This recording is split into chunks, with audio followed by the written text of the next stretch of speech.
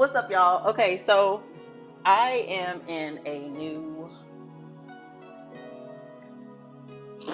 what? So I am in a new D&D campaign. We just had our first session last Friday, and our DM does this cool thing where he says, "Hey, if anyone wants to write the recap for our session, and drop it in our Discord channel, then I'll award an inspiration point."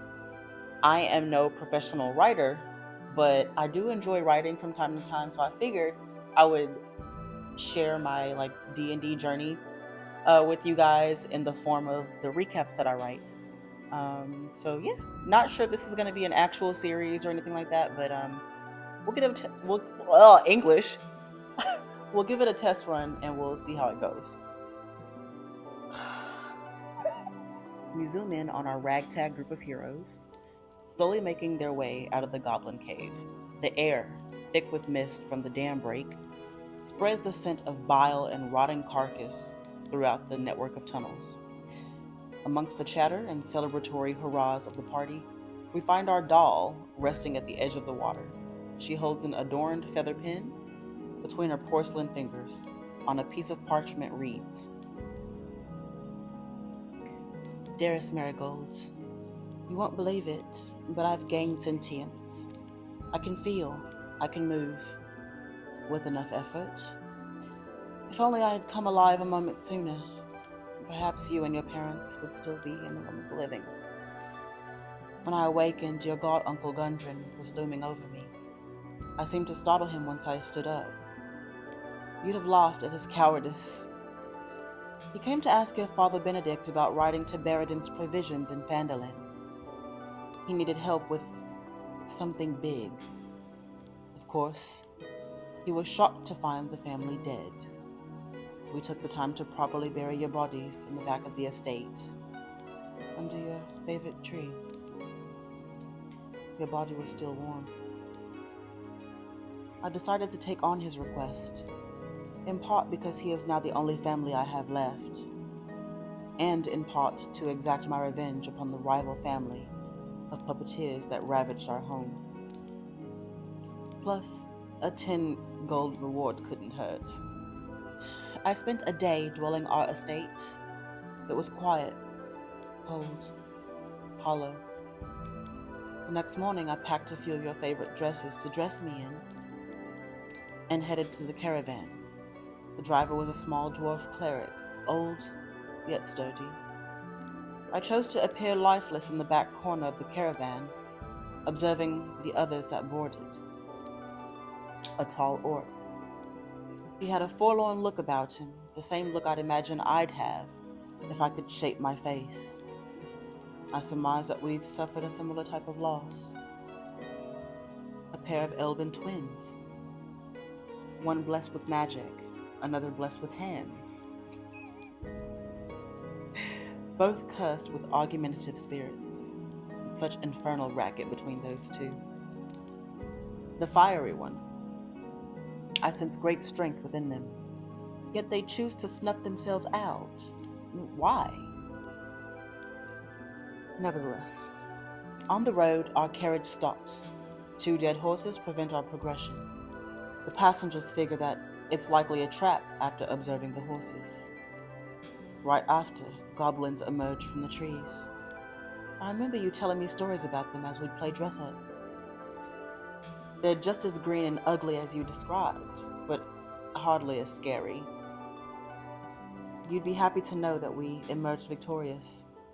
The passengers don't quite know each other, but they're quite strong and take direction very well. I'm weak in this porcelain body, yet I found strength in empowering the other travelers in our party, and controlling our foes with the family lyre. I hope it's all right that I took it with me. I know how much you cherished it. The last remaining goblin, Jimmy, offered us information in exchange for his life. He told us that your god Uncle Gundryn and his friend Sildren left a day ahead of us and were caught at this very stop. Apparently, an entity known as the Black Spider asked the Goblin King Gruel to bring him Gundryn and the map. A map? The goblins kept Sildren at the cave to eat, while Gundryn was taken to a castle 20 miles northeast of here. We headed to the cave to save Sildren. The goal was to be stealthy, but of course some encounters were unavoidable. We engaged in battle at the cave entrance. The fiery one burned some to a crisp and managed to speak to a small pack of guarding wolves afterwards. We meet another of Jimmy's friends, Hermione, who gave us some information about the cave and what to avoid. We ventured deeper into the cave and found another guarding goblin, steadfast on a bridge waiting to spring a trap if alerted. The orc English, oh my god! The orc noticed that this particular goblin may have been another friend to Jimmy. With a quick bit of improvisation, I managed to wordsmith him down from the bridge and out of the cave to meet Jimmy and Hermione. We approached a small den containing around 6 goblins beating on Sildren. I produced your lyre and played the lullaby you used to play for me and slept them. I'd be remiss if I didn't credit the old dwarf for his intimidating performance as well. The orc and fiery ones then slit the sleeping goblins' throats and burned them, eradicating them in their sleep. Nearing the end of the cave, the passengers pushed some goblins into a body of water and destroyed the dam, effectively drowning and battering any remaining goblins. We find the head goblin, Clog, and kill him.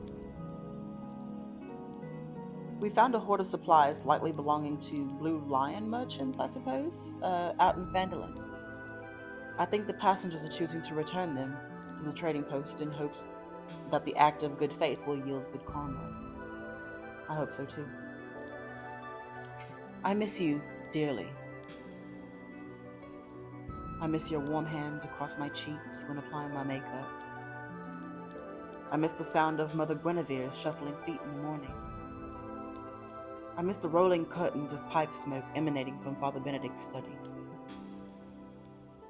I shall deposit this and future letters into any open flame that I can find.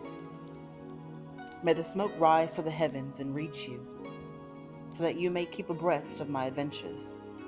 Then, once I exact my revenge on those who have wronged us, I shall toss myself into a moat of fire at the highest peak and reunite with you. Warmly and forever, Daphne Verth.